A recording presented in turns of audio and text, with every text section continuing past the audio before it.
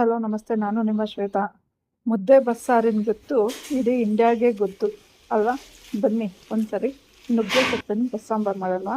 ಏನೇನು ಹಾಕಬೇಕು ಅಂತ ಹೇಳ್ತೀನಿ. ನುಗ್ಗೆ ಸೊಪ್ಪನ್ನು ಚೆನ್ನಾಗಿ ಬಿಡಿಸ್ಕೊಂಡು ವಾಶ್ ಮಾಡಿಕೊಂಡು ಕುಕ್ಕರ್ಗೆ ಹಾಕೋಬೇಕು. ಅದಕ್ಕೆ ನಿಮ್ಮ 1 ಕಪ್ ಅಷ್ಟು ಬೇಳೆ ತೊಗೊಂಡ್ರೆ ಸಾಕು. ಅದ್ರ ಜೊತೆ 1 ಈರುಳ್ಳಿ, 2 ಟೊಮೊಟೊ, ರುಚಿಗೆ ತಕ್ಕಷ್ಟು ಉಪ್ಪು, ಸ್ವಲ್ಪ ನೀರು ಹಾಕಿ ಕುಕ್ಕರ್ಗೆ ಹೋಗೋದಕ್ಕೆ ಇಡಿ. ಮುದ್ದೆ ಬಸ್ಸಾರು ತಿಂದೇ ಇರೋರು ಯಾರಿದ್ದಾರೆ? ಅದರಲ್ಲೂ ಮಂಡ್ಯದಲ್ಲಿ ತುಂಬ ಫೇಮಸ್ ಆಗಿರುವಂಥ ಮುದ್ದೆ ಬಸ್ಸಾರು ಯಾರು ತಿನ್ನೋಕ್ಕಾಗಲ್ಲ ಅಂದರೂ ಖಂಡಿತ ಒಂದು ಮುದ್ದೆ ಹೊಡಿತಾರೆ, ಒಂದು ಮೂರು ಅಂತ ಅಲ್ವಾ? ನಮ್ಮನೆಯಲ್ಲಿ ಸ್ಟೀಲ್ದು ಸ್ಟೌವಿಂದು ವೇಸ್ಟಾಗಿ ಬಿಟ್ಟಿದ್ದು, ಅದು ವೇಸ್ಟ್ ಆಗಬಾರ್ದು ಅಂತ ಹೇಳಿ ನಾನು ಈ ಥರ ಉಪಯೋಗಿಸ್ತಾ ಇದ್ದೀನಿ. ನಿಮಗೂ ಮನೇಲಿ ಆ ಥರ ಇಟ್ಕೊಂಡ್ರೆ ವೇಸ್ಟ್ ಮಾಡ್ತೀರ, ಉಪಯೋಗಿಸ್ಕೊಳ್ಳಿ. 2 ವಿಧಕ್ಕೆ ಹೋಗಿದ್ರೆ ಸಾಕು, ಸೊಪ್ಪು ಬೆಂದಿರುತ್ತೆ. ಇನ್ನು ಮುಂದೆ ಮಸಾಲೆ ಐಟಮ್ ರೆಡಿ ಮಾಡ್ಕೊಳ್ಳೋಣ.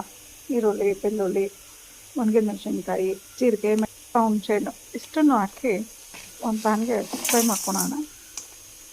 ಸ್ವಲ್ಪ ತೆಂಗಿನಕಾಯಿ ಸಾಕು, ಜಾಸ್ತಿ ಎಲ್ಲ ತೆಂಗಿನಕಾಯಿ ಯೂಸ್ ಮಾಡಬೇಡಿ, ಚೆನ್ನಾಗಿರಲ್ಲ.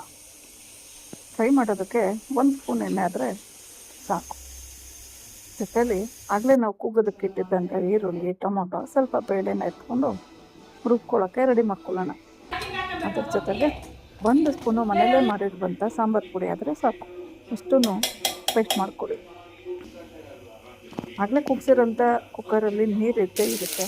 ಆ ನೀರನ್ನು ಹಾಕಿ ನಾವೇನು ರುಬ್ಬಿಟ್ಟು ಅದನ್ನು ಹಾಕಿ ಸಾಂಬಾರು ಕುದಿಯೋದಕ್ಕಿಡಿ. ಇದನ್ನೆಲ್ಲ ಮಿಕ್ಸ್ ಮಾಡ್ತಾ ಸ್ವಲ್ಪ ಉಪ್ಪು ರುಚಿಗೆ ತಕ್ಕಷ್ಟು ಉಪ್ಪು ಹಾಕ್ಕೊಳ್ಳಿ. ಆಗಲೇ ಉಪ್ಪು ಹಾಕಿರ್ತೀರ.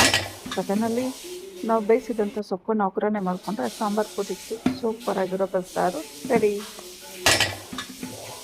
ಮುದ್ದೆ ಜೊತೆ ತಿನ್ನಿ, ಸೂಪರಾಗಿರುತ್ತೆ. ಅದೊಂದು ಸಾಂಬಾರು ಬೆಳಗ್ಗೆ ಮಾಡಿ ಸಾಯಂಕಾಲ ತಿಂದ್ರೆ ಅಂತೂ ಇನ್ನೂ ಚೆನ್ನಾಗಿರುತ್ತೆ. ಒಂದ್ಸಲಿ ಟ್ರೈ ಮಾಡಿ.